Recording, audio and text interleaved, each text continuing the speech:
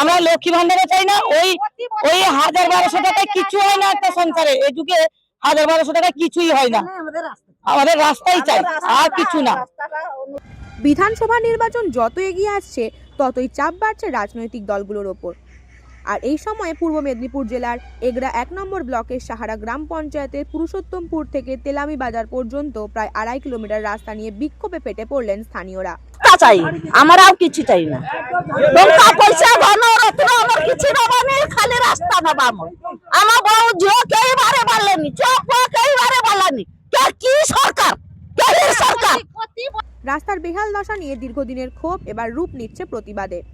গ্রামবাসীদের সাফ কথা,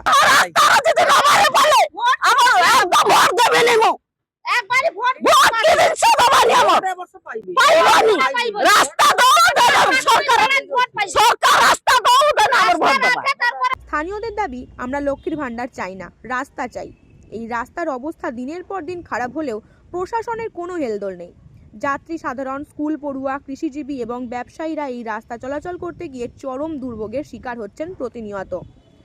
বর্ষাকালে পরিস্থিতি আরও শোচনীয় হয়ে ওঠে। জলে ডুবে যায় রাস্তা, সৃষ্টি হয় গর্ত, দুর্ঘটনার আশঙ্কা থেকে যায় প্রায় প্রতি মুহূর্তে। এলাকাবাসীর অভিযোগ, এই রাস্তার অবহেলার পেছনে রয়েছে স্পষ্ট রাজনৈতিক প্রতিহিংসা। সাহারা গ্রাম পঞ্চায়েতের বর্তমান বিরোধী দল বিজেপির দখলে, ফলে শাসক দলের তরফে রাস্তাটি মেরামতির কোনো উদ্যোগ নেওয়া হচ্ছে না বলে অভিযোগ তুলেছেন তারা। একাধিকবার স্থানীয় প্রশাসন, জনপ্রতিনিধি ও ব্লক অফিসে জানিয়েও কাজ হয়নি বলেই ক্ষোভ। গ্রামবাসীদের বক্তব্য, প্রতিবার ভোটের আগে এসে উন্নয়নের প্রতিশ্রুতি দেওয়া হয়, কিন্তু কাজের কাজ কিছুই হয় না। এবার শুধু প্রতিশ্রুতি নয়, চাই বাস্তব পদক্ষেপ। রাস্তা না করলে আমরা ভোটের দিন ঘরে বসে থাকব। এই অবস্থায় বিধানসভা নির্বাচনের আগে এগরার ভোট বয়কটের এই হুঁশিয়ারি নিঃসন্দেহে চাপে ফেলবে রাজনৈতিক মহলকে। প্রশ্ন উঠছে, কিভাবে প্রশাসন ও জনপ্রতিনিধিরা এই সমস্যা দ্রুত সমাধান করে সাধারণ মানুষের আস্থা ফিরিয়ে আনবেন। কারণ কথার ফুলঝুরি নয়, এগরার মানুষ চাইছেন প্রকৃত উন্নয়ন। আমাদের রাস্তাঘাট কই? এখানে তো রাস্তাঘাটই নেই। আজকে কয়েক বছর ধরে এখানে কোনো রাস্তা হয় না। সরকারের কাছে অনুরোধ আমাদের, এইটুকু রাস্তা করে দিলে আমরা বেঁচে যাই। আমাদের আর কিছু না, আমরা কোনো কিছু চাই না। আমরা লক্ষ্মী ভান্ডারে চাই না। ওই ওই 1000-1200 টাকায় কিছু হয় না একটা সংসারে। এই যুগে 1000-1200 টাকায় কিছুই হয় না। আমাদের রাস্তাই চাই, আর কিছু। বিক্ষোভটা দেখাচ্ছেন এটা সঠিক, মানে আমরা মানুষের কাছে দায়বদ্ধ। কারণ আমরা এই গ্রাম পঞ্চায়েত বিজেপি পরিচালিত গ্রাম পঞ্চায়েত, কিন্তু কিছু জিনিস থাকে পঞ্চায়েতের মধ্যে, কিছু জিনিস থাকে পঞ্চায়েতের বাইরে। কিন্তু দুর্ভাগ্যের জনক, বিজেপির জন্য আমরা এখানে একটা মাত্র রাস্তা পেয়েছি পথশ্রীতে। কিন্তু ঠিক কথা বলছেন যে উন্নয়নের পাঁচালি বের করেছেন। কিসের পাঁচালি? 1200 টাকা দিয়ে মুখ বন্ধ করতে চাইছেন, তো দরকার নেই সেগুলো। আমাদের সারা গ্রাম পঞ্চায়েতের মানুষ চায় না। মানুষ চাইছে একটু সুস্থভাবে বসবাস করতে, বেঁচে থাকতে। 15 বছর এনারা এখানে ক্ষমতায় ছিলেন, 1 ইঞ্চিও এই রাস্তার কথা ভাবেননি। আর আজকে ঘুরে বেড়াচ্ছেন। যদিও বিধায়ক মহাশয় আসছেন মেলা খেলা নিয়ে উদ্বোধন করতে, আমি ভাইদের বলবো আপনারা এবারে সামনে পেলে আপনাদের মনের মধ্যে যেটা আছে আপনি সেটা করুন, সঙ্গে আমরা থাকবো।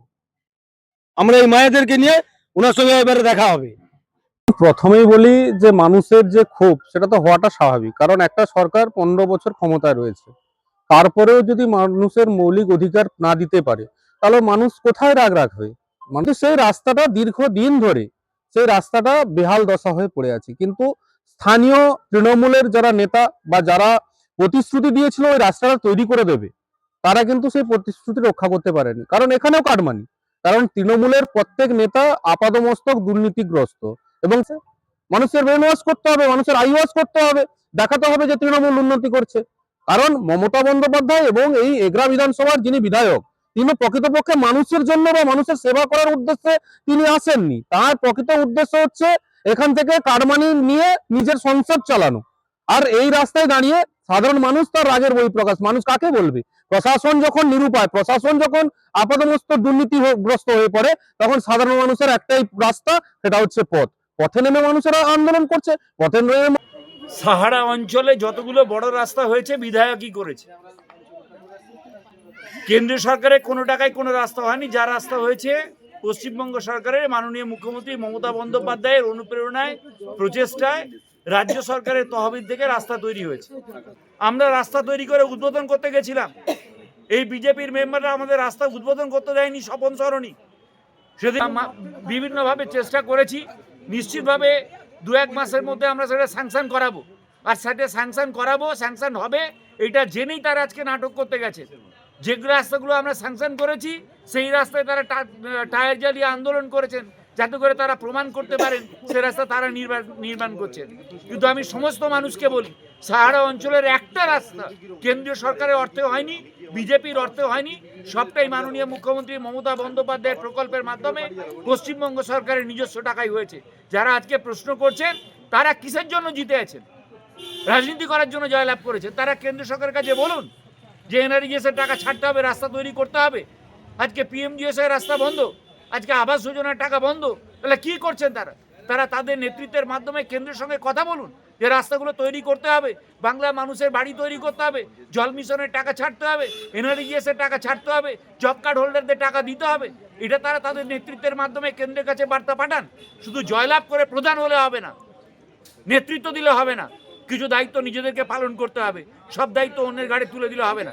তারা গাছ বিক্রি, আঙুলটা সবসময় রাজ্য সরকারের দিকে দেখানো যায়, এমএলএর দিকে দেখানো যায়। নিজেদের ত্রুটি নিজেরা স্বীকার করতে তারা ভয় পান, কারণ মানুষ তাদের প্রত্যাখ্যান করবে।